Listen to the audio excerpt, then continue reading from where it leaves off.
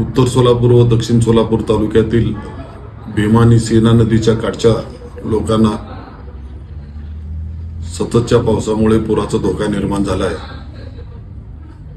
आपल्या जिल्ह्यातील पाऊस मोठ्या प्रमाणात होतोय आणि सेना आणि भीमा काठच्या वरच्या भागात सुद्धा मोठ्या प्रमाणात पाऊस होत असल्यामुळे नदीचा प्रवाह मोठ्या प्रमाणात सुरू झालेला आहे।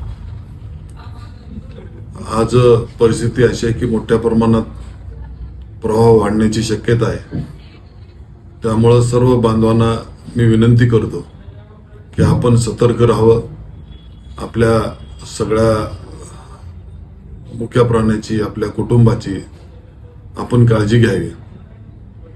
त्यामुळे आपल्या कुठल्याही प्रकारची जीवितहानी होणार नाही आणि मी नेहमीच आपल्या या काळामध्ये संपर्कात राहील आणि ज्यांनी काय प्रसंग आला तर माझ्याशी संपर्क साधावा।